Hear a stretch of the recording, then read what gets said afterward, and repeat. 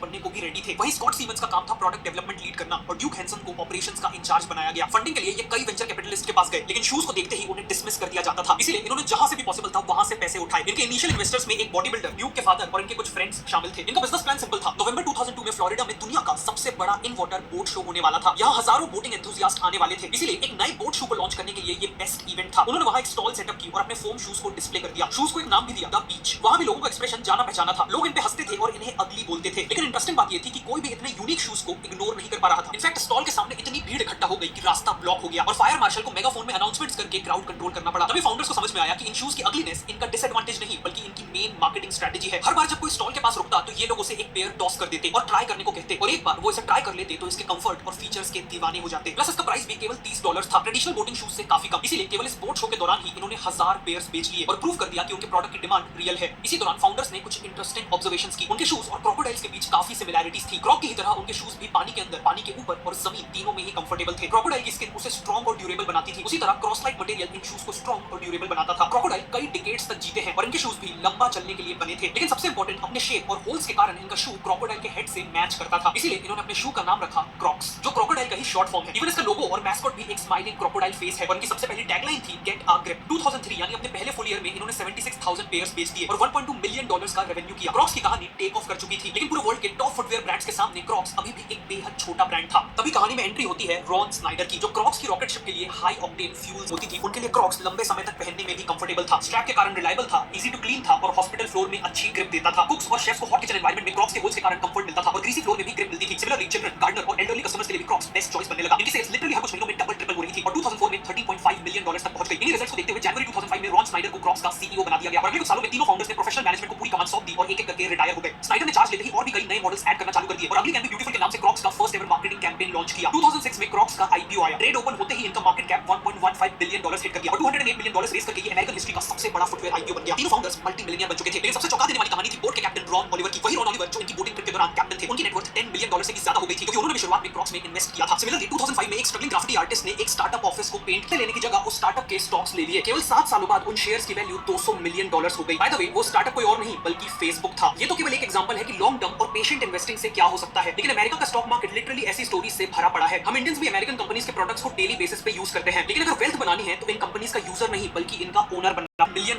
Touch कर चुका था। 2007 के एंड तक टीम साइज 5300 हो गया था और इवन यूएस के प्रेसिडेंट जॉर्ज बुश क्रॉक्स पहने स्पॉट किए गए थे। क्रॉक्स लिटरली अपनी पीक पे पहुंच चुका था, लेकिन एक प्रॉब्लम थी। क्रॉक्स जिसे माउंटेन की पीक समझ बैठा था, वो रियलिटी में एक क्लिफ का एज था और बहुत जल्द उनके लिए एक दर्दनाक डाउनफॉल की शुरुआत होने वाली थी। 2007 तक क्रॉक्स ने golf shoes, flip flops, dress loafers, boots, sneakers, rain boots, backpacks, sunglasses और इवन क्लोथ्स तक ऑफर करना चालू कर दिए थे। यू बाय क्रॉक्स नाम से एक luxury women fashion line launch कर दी थी, जिसमें रेसी रॉकर, डेंजरस दीवा और $280 के प्राइस पॉइंट में इम्पॉसिबल गर्ल जैसे वियर्ड नामों के साथ हील्स ऑफर कर रहे थे। लेकिन लोगों को एक सिंपल फोम शूज बनाने वाली कंपनी से लग्जरी हील्स खरीदने में जीरो इंटरेस्ट था। 250 शूज मॉडल्स, दुनिया भर में कई सौ रिटेल स्टोर्स और इन्वेस्टर्स को एक्सपोनेंशियल ग्रोथ प्रॉमिस करने के बाद क्रॉक्स के लिए अपनी स्पीड स्लो कर पाना एक ऑप्शन नहीं था। इसलिए उनकी असेंबली लाइंस कंटीन्यूअसली तेजी से प्रोडक्ट्स चर्न करती चली गई। लेकिन प्रॉब्लम ये थी कि कस्टमर्स उतनी तेजी से इनके प्रोडक्ट्स खरीद नहीं रहे थे। इसलिए 2007 में अनसोल्ड इन्वेंटरी की वैल्यू $248 मिलियन पहुंच गई। मतलब क्रॉक्स के पास करीब 3 करोड़।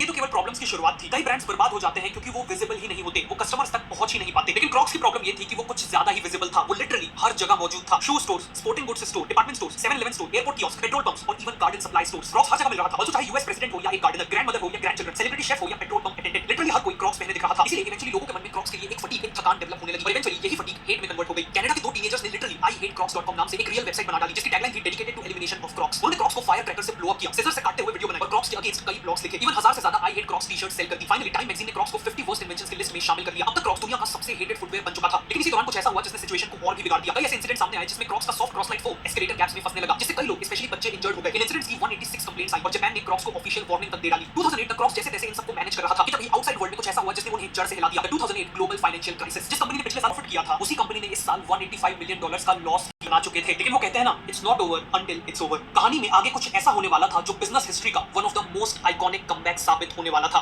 अगले कुछ सालों तक क्रॉक्स ने लगातार लॉसेस किए और जब कोई होप नजर नहीं आ रही थी, तभी कहानी में एंट्री होती है ब्लैकस्टोन की, दुनिया के सबसे बड़े प्राइवेट इक्विटी फर्म्स में से एक। उन्होंने क्रॉक्स में वो देखा जो बाकी सबने इग्नोर कर दिया था, कि क्रॉक्स का ब्रांड अभी भी ग्लोबली रिकॉग्नाइज्ड है और अभी भी कंपनी को टर्न अराउंड किया जा सकता है। इसलिए उन्होंने $200 मिलियन इन्वेस्ट करके कंपनी को एक लाइफलाइन दी। साथ में एंड्रयू रीस नाम के एक टॉप मैनेजमेंट कंसल्टेंट को क्रॉक्स के टर्न अराउंड का इंचार्ज बना दिया और आगे चलकर यही सीईओ भी बन गए। रीस ने महीनों लगाए और क्रॉक्स के हर प्रोडक्ट लाइन, हर इंडिविजुअल स्टोर की प्रॉफिटेबिलिटी और ओवरऑल बिजनेस मॉडल को डीपली एनालाइज किया। उन्होंने जो पाया वो शॉकिंग था। जिस ओरिजिनल क्रॉक्स के दम पे ये पूरी कंपनी बनी थी, वही क्रॉक्स कंपनी के टोटल रेवेन्यू में आज केवल 16% कंट्रीब्यूट कर रहा था। कंपनी ने अपने हीरो प्रोडक्ट को सप्रेस कर रखा था, जैसे मानो कि वो उससे एम्बैरेस थे। लेकिन रीस के मुताबिक ओरिजिनल क्रॉक्स ही उनकी रियल आइडेंटिटी थे। इसलिए उन्होंने दूसरी कई कैटेगरीज को